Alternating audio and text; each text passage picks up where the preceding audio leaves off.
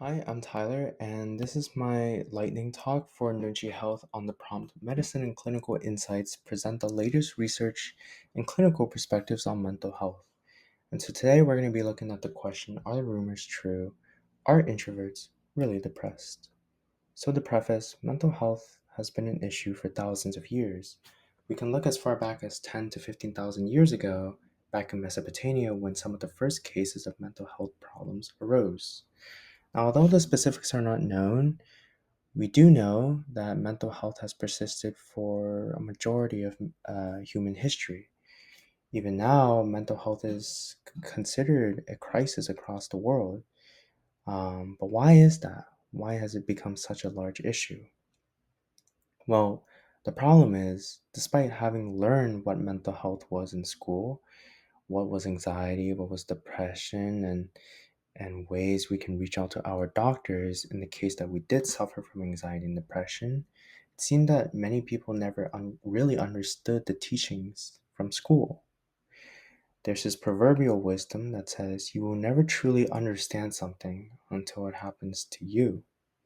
And so that is especially the case when a lot of Americans downplay, well, they seem to not really understand what mental health was until COVID-19 hit.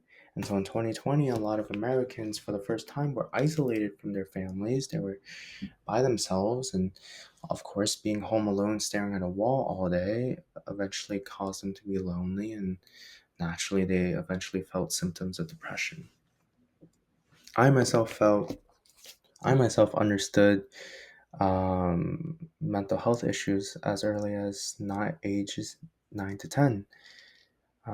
English was my first language, and it wasn't particularly easy for me to fit in with the kids around me growing up. I would feel alienated at times. I couldn't speak the native tongue here. I couldn't understand the culture, but more importantly, I was naturally shy.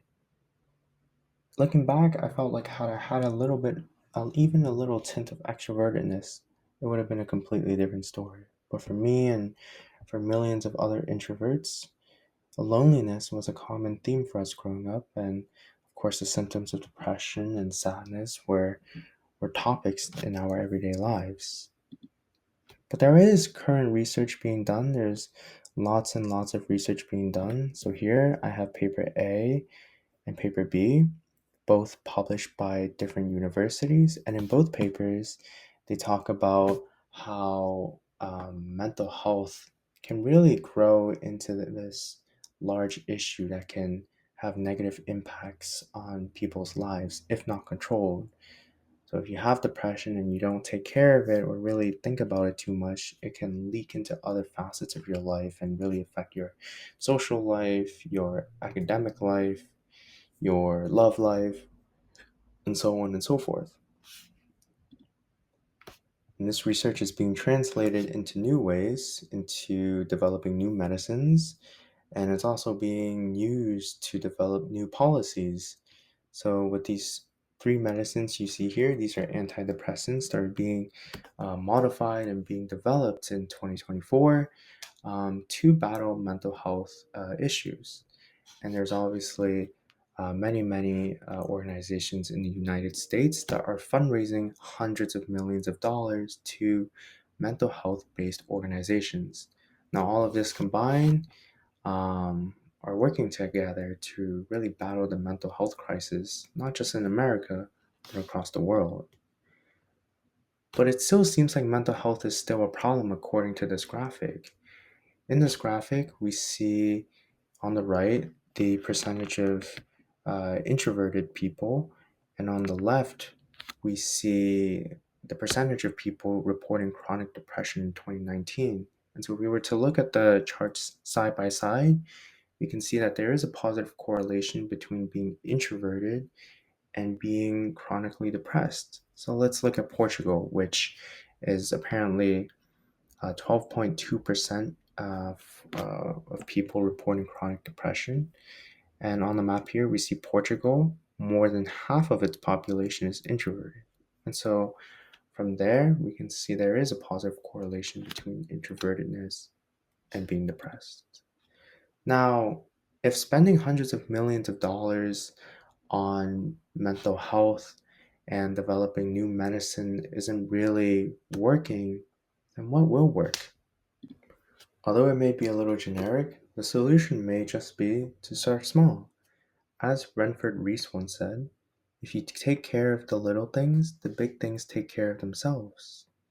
There's this big misconception amongst young people nowadays that they need to start big, and when they start big, they'll be okay. But that is essentially wrong. For example, one may say, I need to get a PhD in clinical psychology to help myself with my chronic depression. But that is essentially wrong. That is going way too far and doing way too much, and that is not really the most effective solution. Many professionals now would say, instead of pursuing a PhD in clinical psychology to understand your depression, you should take control of what you can and take advantage of what you have. Perhaps you can talk to your family more, get to know them better, have them know you better. And when you have these ties and you have these close bonds with someone, you can communicate with them on a more frequent basis, and eventually it can help you with your loneliness and it can help you in your struggle against mental health. You can also you can also be more active in your community, whether that is joining nonprofit organizations, charity, and so on and so forth. The ability to just go out there and even talk to one or maybe two people and getting to talk to them more frequently will eventually help you to come out of your loneliness.